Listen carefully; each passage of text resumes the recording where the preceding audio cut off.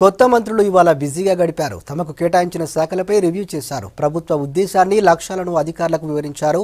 విద్య, వైద్యం, మహిళా సంక్షేమం, పౌర సరఫరాల శాఖ మంత్రులు తమ శాఖలపై రివ్యూ చేశారు. నిమ్స్ను సందర్శించిన మంత్రి ఈటెల సౌకర్యాల మెరుగు కోసం చర్యలు తీసుకుంటామన్నారు. నిమ్స్ హాస్పిటల్లో ప్రజలకు మెరుగైన వైద్యం అందుతోందన్నారు వైద్య ఆరోగ్య శాఖ మంత్రి ఈటెల రాజేందర్.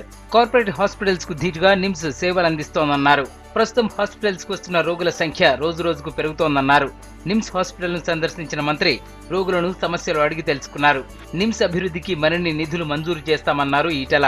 మరో 1000 బెడ్స్ పెంచేలా చర్యలు తీసుకుంటామన్నారు. ఎక్కువ మందికి ఇక్కడ అకామిడేషన్ ఇచ్చి సౌకర్యాలు మెరుగుపరిచి అంత గొప్పగా దాదాపు ఇన్పేషెంట్ దాని నుంచి 16 కెపాసిటీ కంటే కూడా 50-60% ఎక్కువ ఉంటారు. ఇన్పేషెంట్గా వచ్చే వాళ్ళు ఇంకా పెద్ద ఉన్నారు కాబట్టి ఆ పేషెంట్లకు తగ్గట్టుగా దీన్ని ఎక్స్పాండ్ చేసి సౌకర్యాలు మెరుగుపరిచి కొంత అవసరమైతే కొంత డబ్బు ఎక్కువ మొత్తంలో ఇన్వెస్ట్ చేసేలా చేయాలని చెప్పి ముఖ్యమంత్రి గారు చెప్పారు. రాష్ట్రంలో విద్యా ప్రమాణాలు పెంచాలన్నదే తమ లక్ష్యమన్నారు మంత్రి జగదీష్ రెడ్డి. గత 4 ఏళ్లుగా పరీక్షల నిర్వహణలో మార్పులు తెచ్చామన్నారు. సమాజ అవసరాల కోసం ప్రస్తుతం కొత్త కోర్సులు తీసుకురావాల్సిన అవసరం ఉందన్నారు. రాష్ట్ర ప్రాథమిక, ఉన్నత విద్య, టెక్నికల్ విద్యాధికారులతో సమావేశమయ్యారు మంత్రి.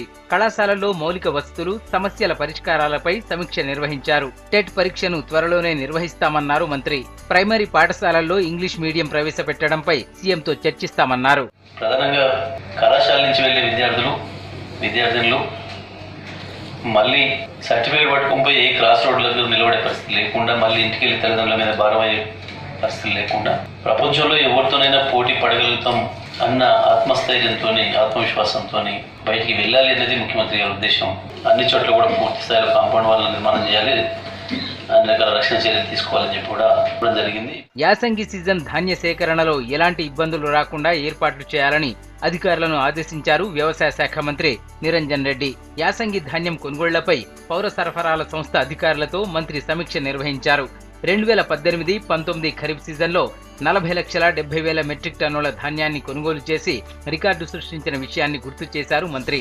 ఈ యాసంగిలో 44 లక్షల మెట్రిక్ టన్నుల ధాన్యాన్ని సివిల్ సప్లై ద్వారా కొనుగోలు చేయాలని నిర్ణయించినట్లు తెలిపారు. అందుకు తగ్గట్లుగా ఏర్పాట్లు చేయాలని, కనీస వసతులతో పాటు స్టోరేజ్, రవాణా వంటి విషయాలపై ప్రత్యేక దృష్టి పెట్టాలని అధికారులను ఆదేశించారు నిరంజన్ రెడ్డి.